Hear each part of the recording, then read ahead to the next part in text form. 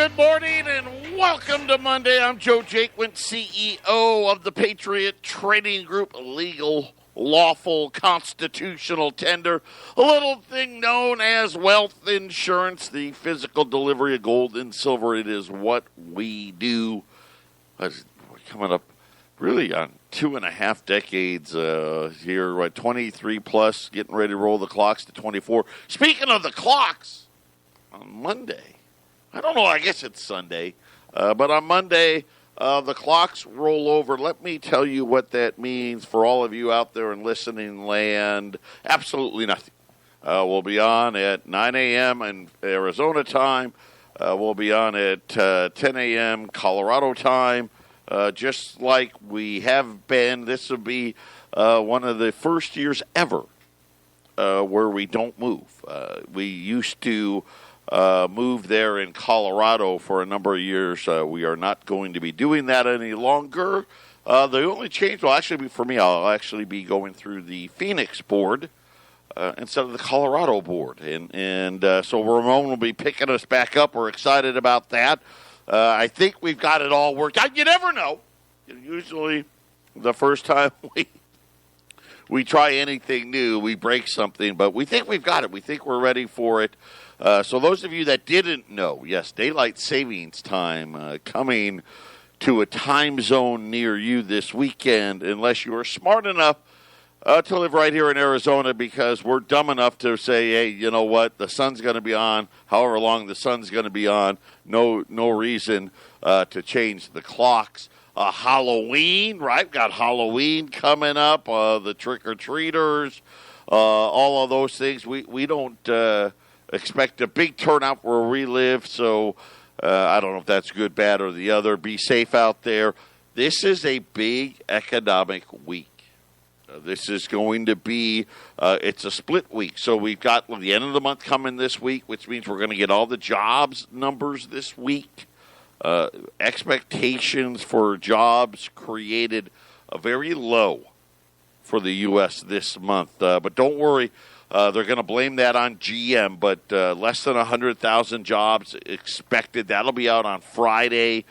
We have Federal Reserve meetings. Yep, so we got the Federal Reserve, right? They're huddled up, right? They drove in all their limos, and they're going to have the big meeting to tell us that the mid-cycle adjustment continues. Well, we don't know yet. It's not 100%, but everyone believes we're going to get another 1/4 point rate cut. I really expect this to be very much like all the other mid-cycle adjustment rate cuts that we've been getting all year long, which will neither confirm or deny that anything is good and or bad. Right? Well, we think it's good, but just in case, and maybe it's okay, and we're not sure what happened to inflation, and, well, you got uncertainties, but we think it's okay, right? Well, you're going to get the whole thing. They don't know. One of the reasons, like you needed more, but one of the big reasons why you always have some wealth insurance is because they truly don't know. Despite all the data and all the things that they do, they have no clue. And you think about all the operations. When you're using the word operations and you're a central bank, that's usually not a good thing. Obviously, as a human, when you're like, oh, hey, I got to have an operation tomorrow, you're like, oh, hey, I hope everything works out there. The Federal Reserve conducts these operations now on a daily basis, providing all of this liquidity. And I will say this, Wall Street, these guys are, they're positive people. But again, it's why I always say be diversified.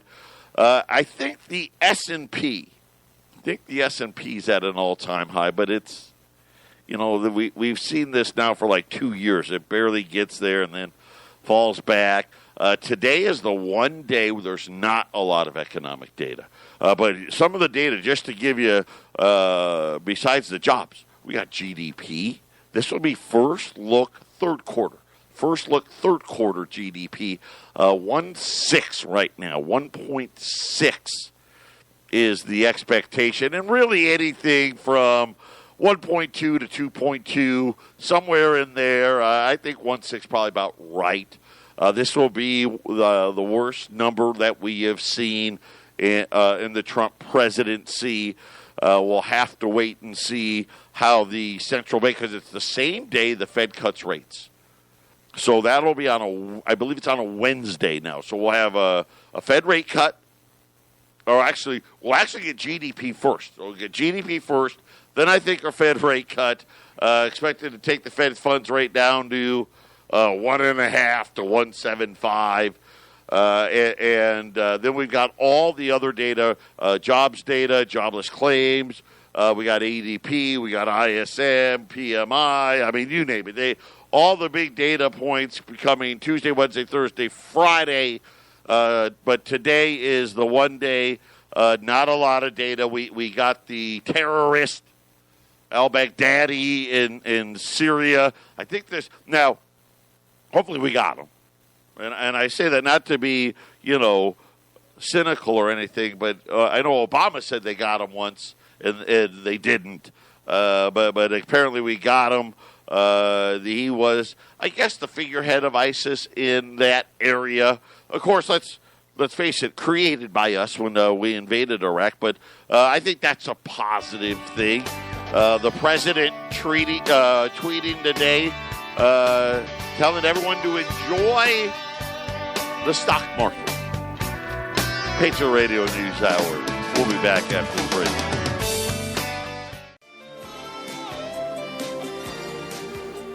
By the way, I've got horrible news. It happened yesterday. My wife and I went to Costco. And I know going to Costco on the weekend is always a bad idea. That's bad enough news. But no, we went to Costco, and believe it or not, we bought our first Christmas gifts already. Yeah, it's not even Halloween. But, it gets expensive. I mean, we got two kids, they're older, right? Their one's 20, the other one's 16, and everything that they want costs a lot of money. It's not like when we were growing up, right, you got the Matchbox cars or, maybe a football or a basketball.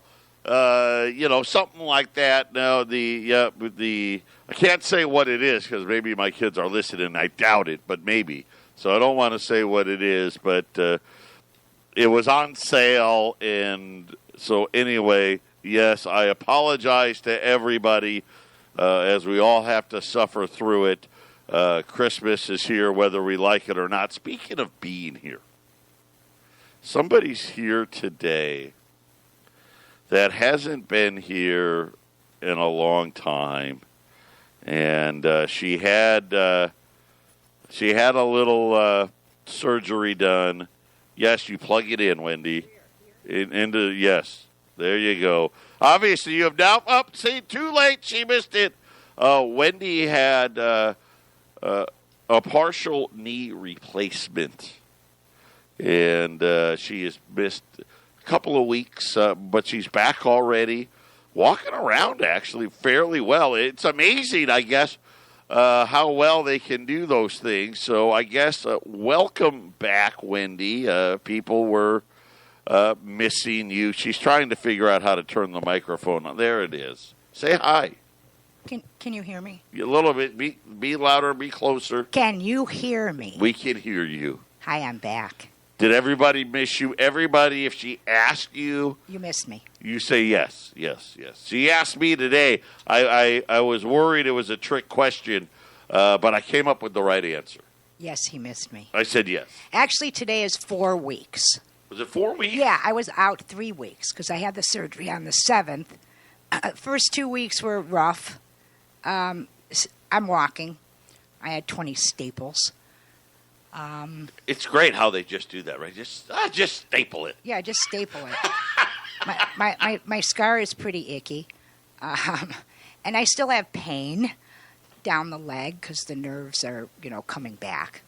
But I said, you know what? I got to get out of the house. I'll go bother Joe. So this was really what it was, is you just wanted to get out of the house and come and bother me. That's correct. Okay. That's there correct. you go. See? Yeah.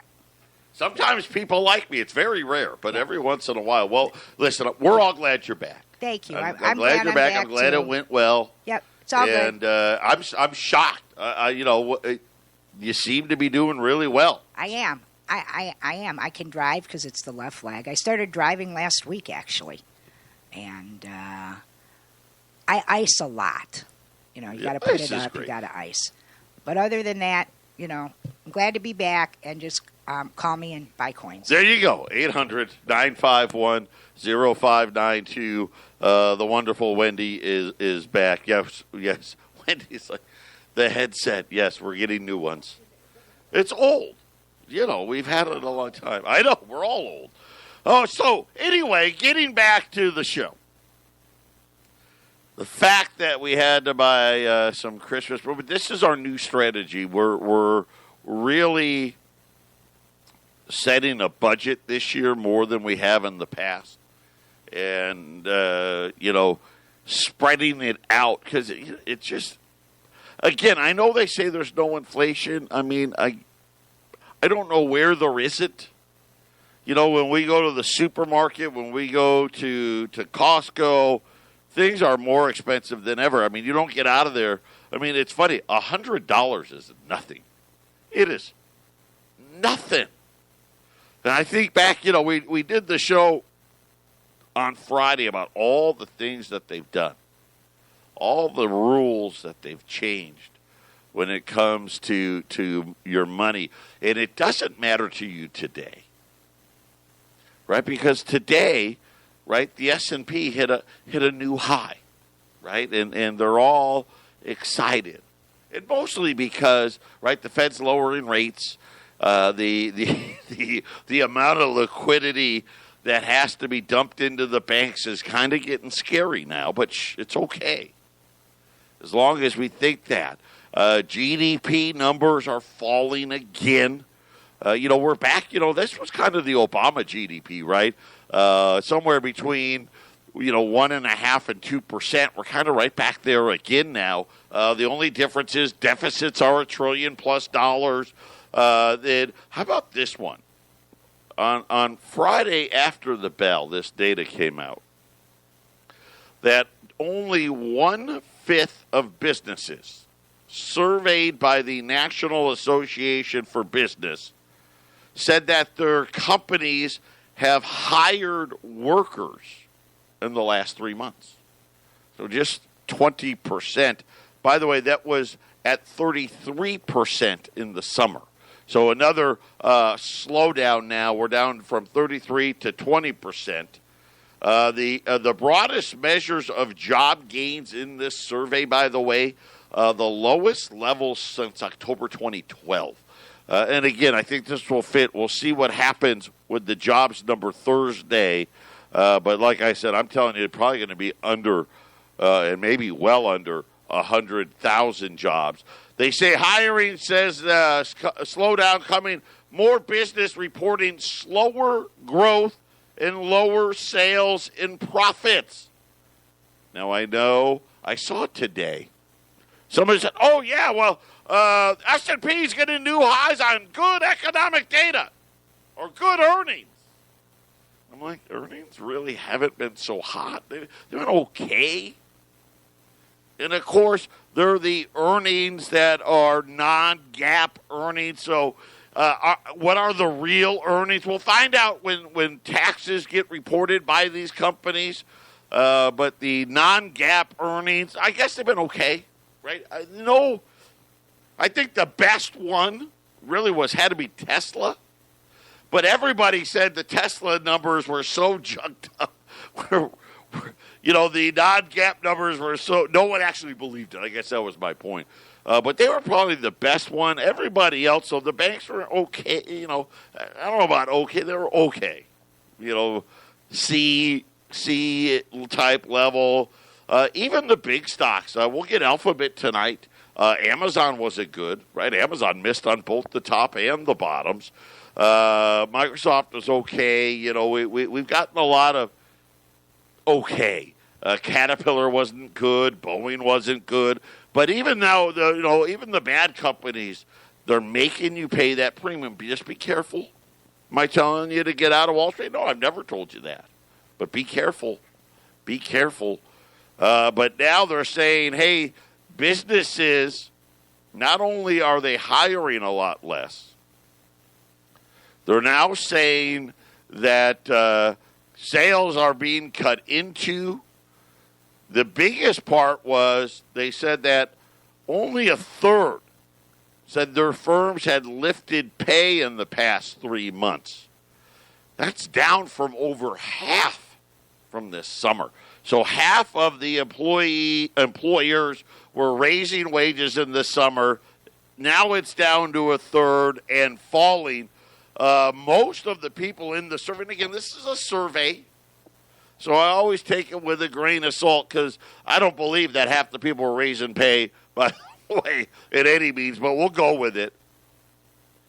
Only 39% said that their sales rose in the last 3 months. That was down from 61% a year earlier. So you see this, I mean, what's much bigger slowdown. Only 38% said they expect sales to rise in the next 3 months. Also down 31%. So I think this is kind of setting us up, for a lower jobs number to come out on Friday. We'll have to wait and see. And then also over the weekend, this was the one that concerned me the most, the loan market. Starting to freeze up again, talking about a growing risk of a credit accident. Whoops! What happened? I had an accident, right? Right now, I guess you could think about all of the stuff the Fed's doing. It's like a big giant Depends, right? Hey, let's just put your Depends on. And that way, when you go to bed at night, in case we have an accident, we got you covered, right? The same kind of thing happening. But this was a report that came out on the 24th, talking about credit issuance that was starting to, see signs of trouble. Lenders threw money at companies, giving them $1 billion term loans for 7 years at a speed of only 500 basis points over the LIBOR rate. This was really a problem with the loan market that has to deal with this, what they're calling junk that would normally not otherwise be done. They're saying that wholesale ratings downgrades tend to come a year or so after the crisis has begun. And they're saying that a secondary decline in financial asset prices could be on the way. Here's what they're saying. That there's not a lot of banks willing to take on this low interest rate garbage that they've lent out to all of these companies, and now they're worried, kind of like the repo market, that we could have another surge again in these rates. I don't know. Again, we're talking about these little parts of the house. Remember, we talked about the repo auctions, and so it's a part of the market most people don't understand. And I'm thinking, well, isn't this the part of the market that we should be paying the most attention to? Right? All the parts that all of a sudden could prevent banks from loaning money to people, right? Of all the things, shouldn't that be the thing we're concerned the most about? Not to be outdone. You know what else came out today? It actually came out over the weekend. Again, a lot of stuff came out over the weekend. I'm not used to that. They're talking about one of the largest subprime auto lenders in the world, Standard Consumer USA. It said that it had $26.3 billion of subprime auto loans that of June 30th that it either owned and carried on its books or it had packaged into subprime auto loans, backed securities, and sold them to investors. In terms of the loan that it collects payments, they're saying that 14.5% of borrowers were delinquent. Wow. According to S&P Global, I'm not making this up, by the way.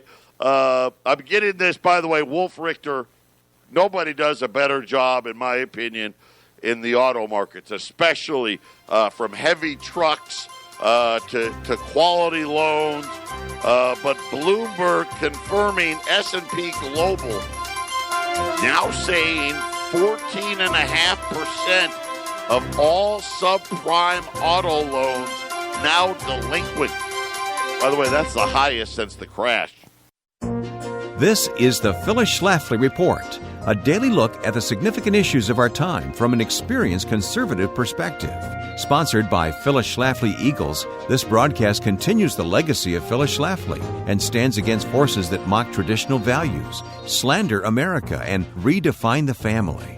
Now, here's the president of Phyllis Schlafly Eagles, Ed Martin. Phyllis Schlafly Eagles reported on the advent of drag queen story hours several months ago. These disturbing and downright demonic events have picked up steam and found their way into public libraries all across the country. Not only in liberal states, but in the heartland too. As they've spread, though, awareness and opposition have spread as well. Petitions are popping up from the local to the national level, and parents are springing into action to defend their communities from these disgusting shows. Many Phyllis Schlafly Eagles have been on the front line of this battle, and we're always looking for the best way to arm them and all conservatives who answer the call to activism. You need to know about our one-pagers, fast fact sheets produced by Phyllis Schlafly Eagles on a variety of important topics that you need to know about and how to take action on. Our Drag Queen Story Hour one-pager has spread to every corner of the country. Phyllis Schlafly took pride in delivering more facts in fewer words, and we work hard to maintain that legacy. Our one-pagers cover topics from constitutional threats to moral warnings in our culture. From threats against the Electoral College to advancing the heartbeat bill in every state, we're constantly building an arsenal of one-page fact sheets that can help to arm you and your friends and family with the facts and action items on any given topic. As many great national and regional movements and petitions grow against these despicable drag queen story hours, find out how you can take action in your hometown. Go to phyllisschlafly.com and print out the Drag Queen Story Hour one-pager to find out how you can locate and stand up to these perverse events that are targeting our kids.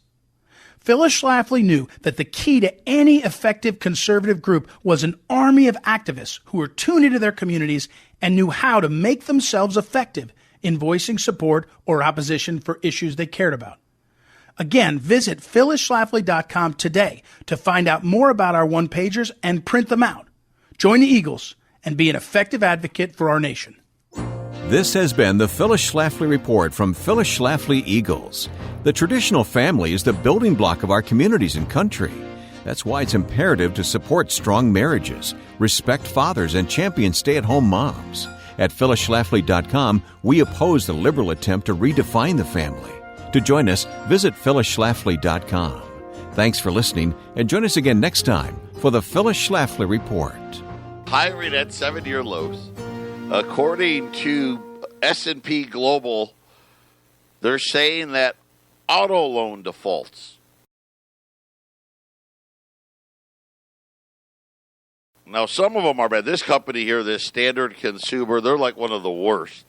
But they said that overall subprime auto loans that have been packaged into these asset-backed securities. Here we go again, right? The same thing that we talked about. Remember the article before was saying, hey, we may have a problem in the loan market. This is what they're talking about. See, they do these things. And think about it this way. Think about every car out there. And let's just say, I don't know what, 80, 90% of the cars out there someone's making a payment on. Doesn't matter if it's a lease or a purchase, right? Someone's making payments on it. They tear these loans up. Think about your old car, chop it up, and who knows how many thousand pieces. Is it 1,000, 10,000, 100,000? Nobody's really quite sure. And they package them up with all these other cars out there, right? So when you buy these asset-backed securities, you're buying like 1/10,000th of like 10,000 different cars, right? Kind of thinking, hey, well, we're spreading it out, right? And as long as too many people don't default, it'll be fine. Well, apparently, at least with subprime, the defaults are getting worse. And according to Fitch, now this is Fitch, on the subprime auto loans that they put into these asset-backed securities, right? They're calling them ABSs, right? You all remember the crisis and all these tranches and all these loans that they packaged up. Same thing we're talking about here. Is now the delinquency rates are the highest in more than 2 decades. 60-day delinquency rates surged to 5.93%. It's almost 6% of all subprime autos out there are now in default. By the way, the peak of the financial crisis, 5.04. So we're actually a little bit worse. Here's the good news. I'm going to give you good news. There's good news. If you're not a subprime borrower, those ones are doing good. Those ones are right at the historic averages here. That part of the market still holding up. So again, more of the haves versus the have-nots. And then, the one thing that I found was interesting is as we looked at consumer and consumer credit and consumer cash flow and consumer balance sheets. The haves versus the have-nots. How big of a problem is it? Because that's really the one that's kind of hard to define, right? We know about, GM, hopefully, right, going to get back to work, but they were striking. They want more money. All the teachers want more. Everybody wants more money. The fast food industry wants $15 an hour. California getting ready to really, this is just my personal opinion, and I could be wrong, but this new gig economy is a bunch of bull. Now, having said that, if California passes the law that looks like they're getting ready to pass, game changer. A lot of jobs are going to be lost with it because it's one of those things where if all of a sudden these companies got to treat these, let's call them what they're, Uber drivers, Lyft drivers, right? I'm going to deliver your food driver. If you makes them be employees, huge amount of cost added to the equation. And again, I think would be very interesting. One of the things that keeps this thing looking better than what it is that gig economy stuff. But J.P. Morgan was out there, and I want to say this happened on Friday because they don't want you to know this. They don't want to put it out during the week. They're saying now that there are signs that U.S. households are starting to feel stretched, making it harder for them to continue propping up the economy. The evidence is showing up on the debt side, according to J.P. Morgan. Serious delinquencies. Now, I just told you about subprime autos. J.P. Morgan says not just there, on credit cards, on auto debt, student loan debt, have all been creeping up in recent quarters. Matter of fact, it's been about the last year or so, maybe even a year and a half, we've started to see this.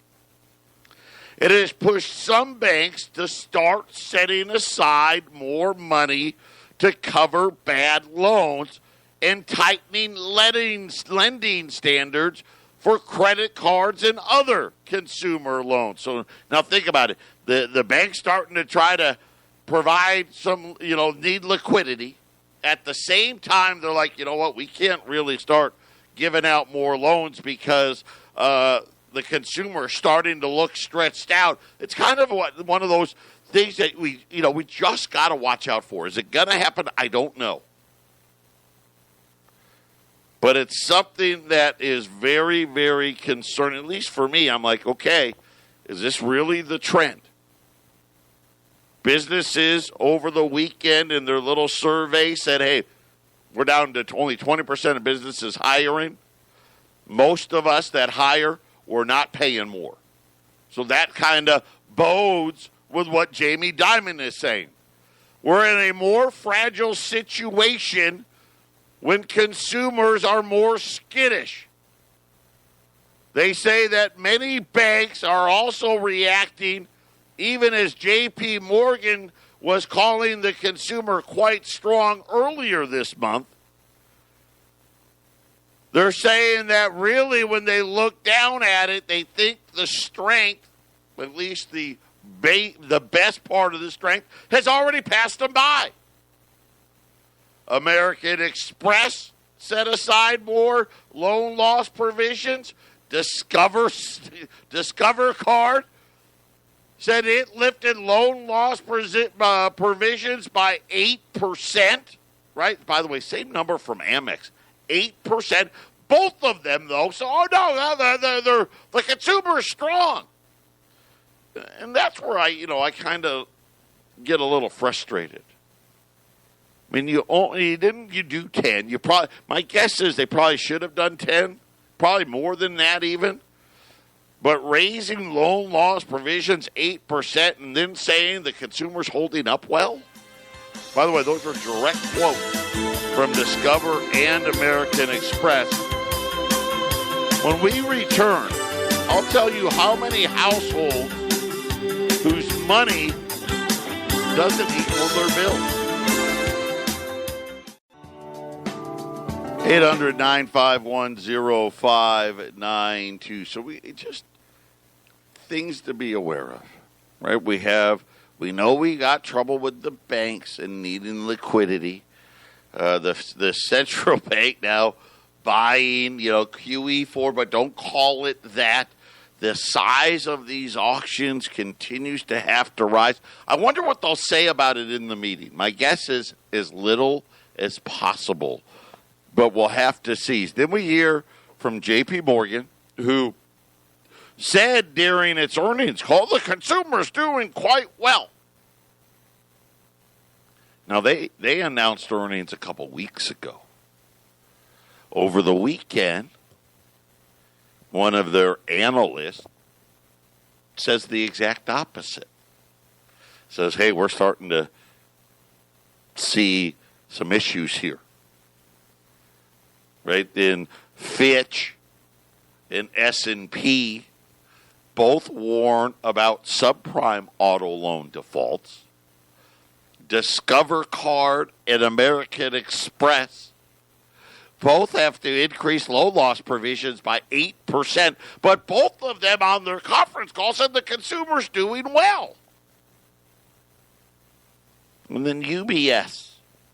Now this one, don't believe everything you read, right? Don't believe everything I tell you. Always verify, which is what I do. I don't come out here unless I'm pretty positive this is what's happened. In other words, I want to see multiple sources, credible sources. If and it happens, if I say something that is wrong, I will correct it. As soon as I realize it'll be wrong, I'll absolutely correct it. So this one, I'm going to tell you it. But I don't know. According to UBS, 44% of consumers are not meeting their monthly expenses.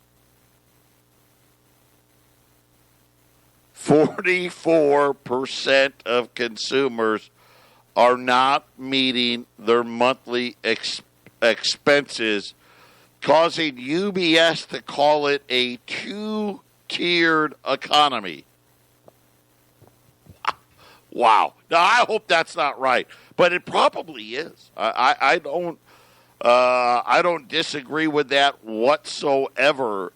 And again, and I keep saying it, they say there's no inflation. I'm telling you, my wife and I, we are on a whole new Christmas program this year. We've never have bought a Christmas present this early. And we're doing it this year not because we want to. And again, was it a good deal? Sure. But it more has to do with, hey, this is what we can afford, right, monthly. Right? We can't, no longer, hey, we can't spend, $1,000 a kid and do it 2 weeks before Christmas. It just won't work.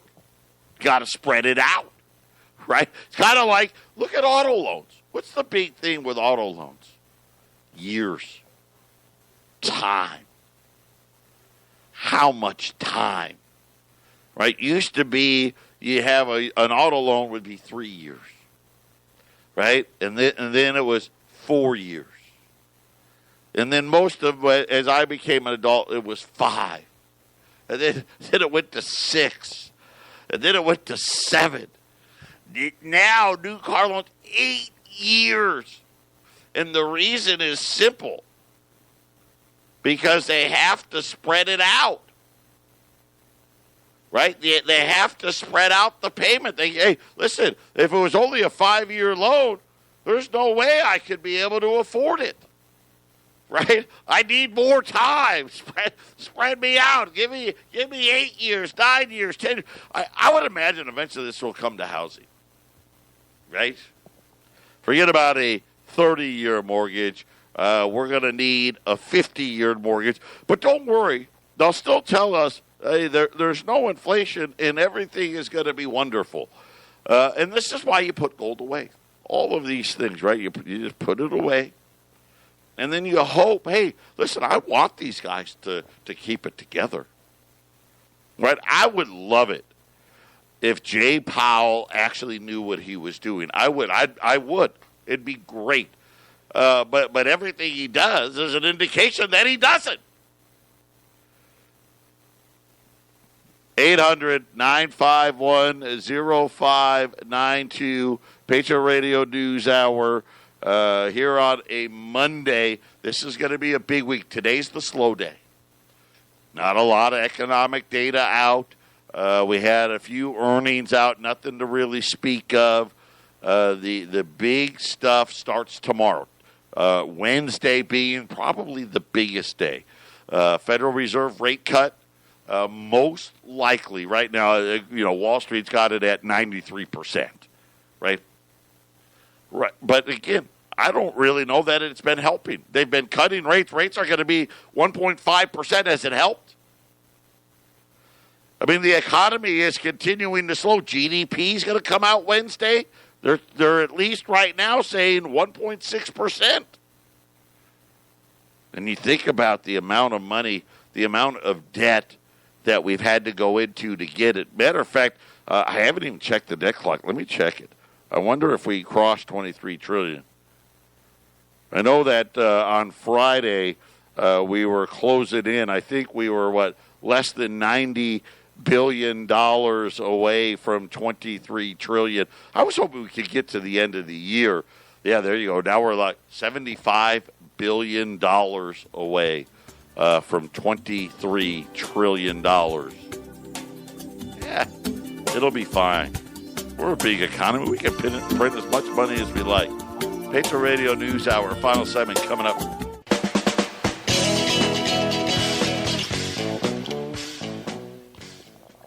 Eight 800-951-0592. Final segment here on this Monday. The Dow's up 90. News again is the strong earnings, which they're not. I don't know how else to say it. I want them to be. They're just not. Non-GAAP accounting earnings better, okay, I guess, but those really don't count. why they're allowed to do it, it makes no sense. If they really cared about our financial well-being, we would get generally accepted accounting practices as the earnings. But we don't. And they promised us that after the dot-com crash. Right now you think P/E ratios, right, way back up there again. We've let them do the same thing to us again. How long will it last? I don't know. I mean, could we get another, 3 months, 6 months, a year out of it? We could. Sure, anything's possible. But it just makes the crash that much worse. The other one, though, was trade deal progress. We got that again on Friday, but the president tweeted out again that we're going to get a partial deal. Looks like the partial deal, not much of a deal.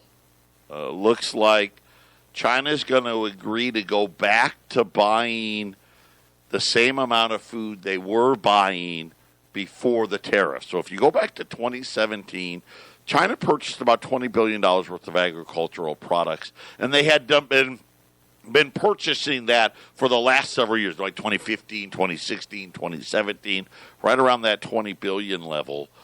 They're going to go back there.